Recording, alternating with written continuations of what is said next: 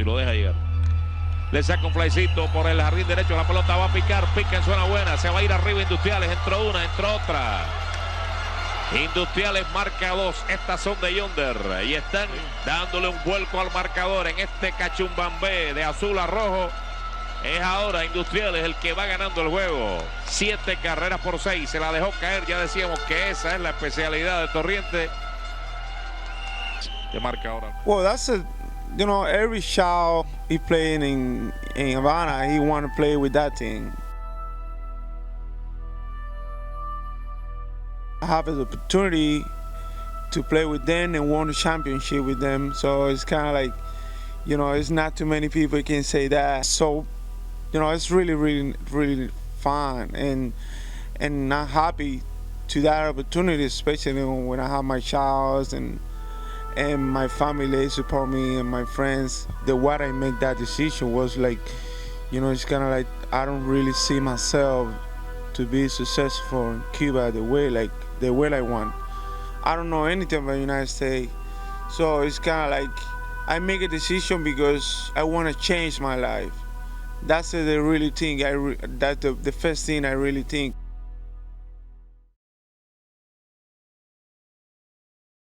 This is Yohan Lamonta, a former 20th round pick of the Seattle Mariners in 2006, and he's playing winter ball in Venezuela.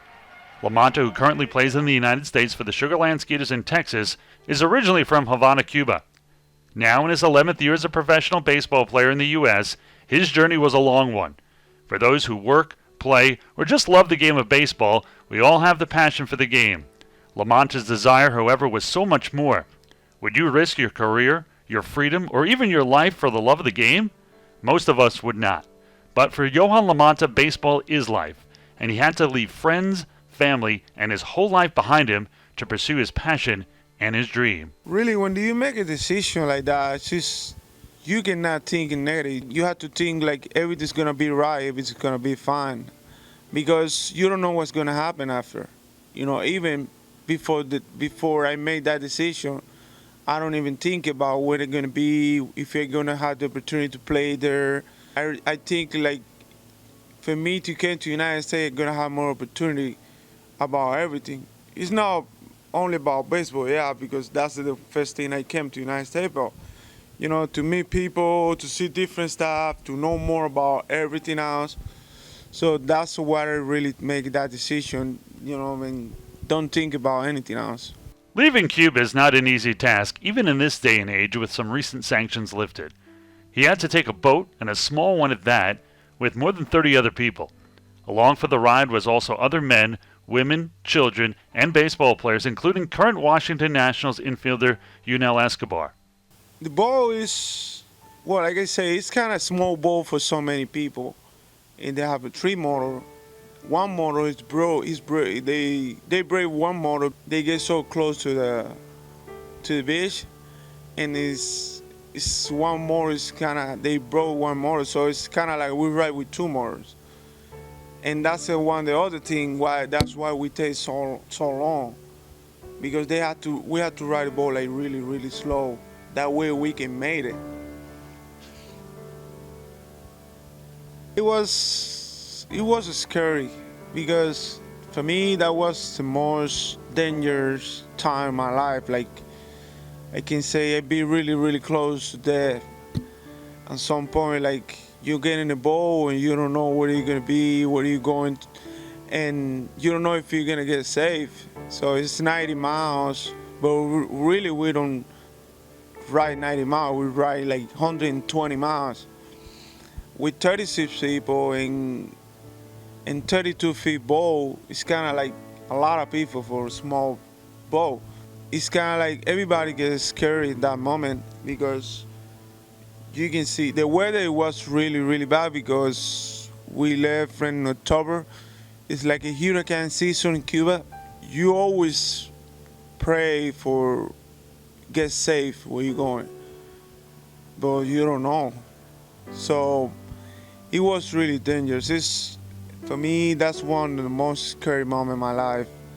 I can tell, if somebody gonna do that, I don't really recommend to do that. Especially the people that ride the boat, they don't guarantee you're gonna be safe. Your family don't guarantee you're gonna be safe. Nobody tell you you can be safe because you don't know what's gonna happen in the middle of the ocean. And that's what happened to us. I feel blessed at this point to talking about this because it was.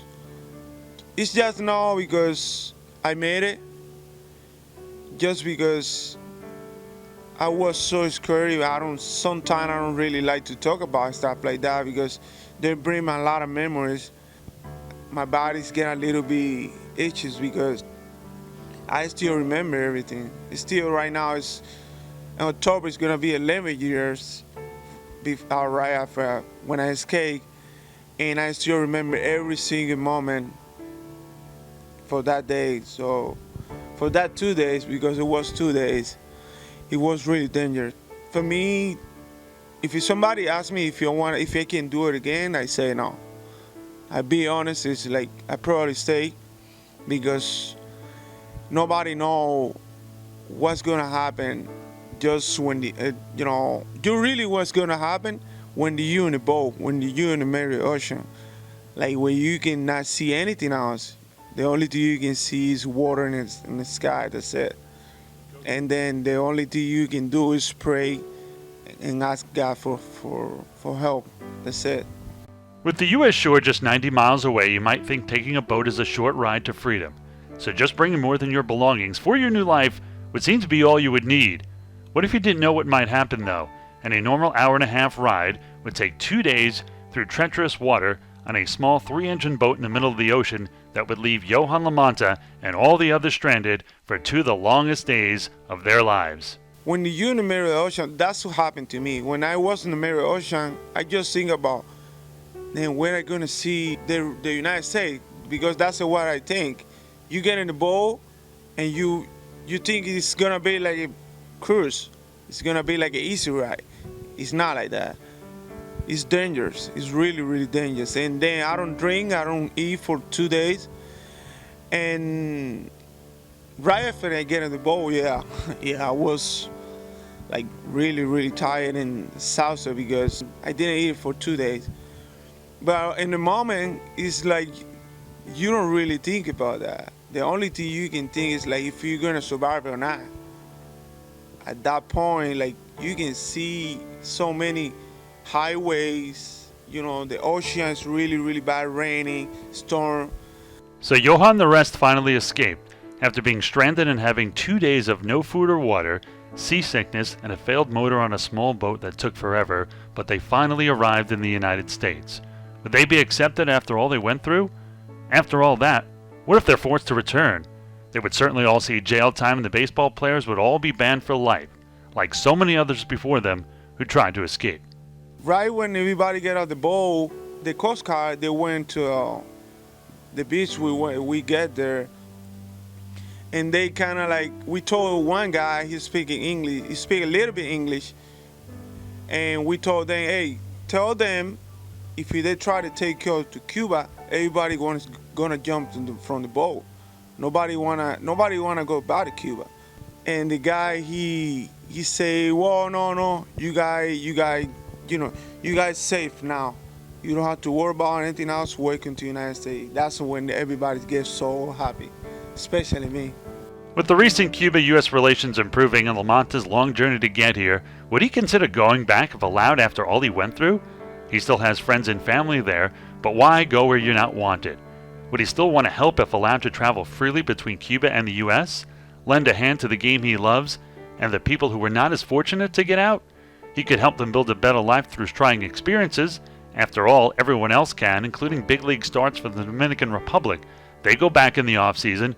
Why should he not be able to? He will always be Cuban and even play for the most famous of all Cuban teams, the Industriales. But would it be a comfortable situation? It's gonna be exciting. I don't know, I just waiting. So right now I keep waiting. And I believe a lot of good things gonna happen between Cuba and the United States. And especially in sports.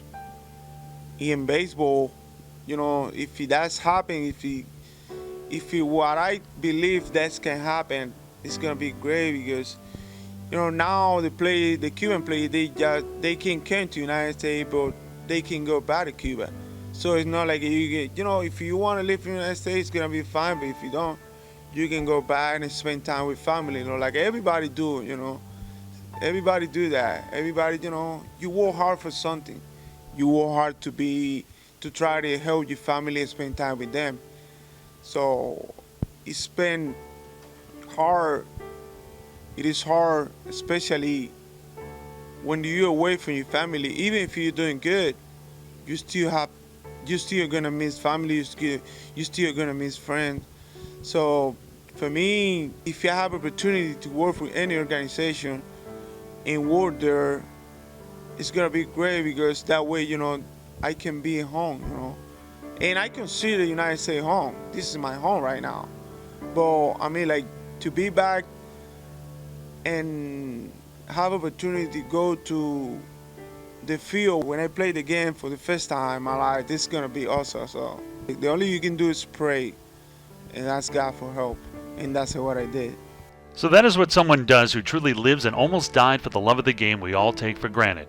What lengths would you go to in order to pursue your dream? Bien conectado a la parte derecha del campo. La bola lleva etiqueta de jonrón. Sí. Sacó Lamonta como emergente y trae 3 para el equipo Tigres del Agua, que abren el marcador en el 7º inning.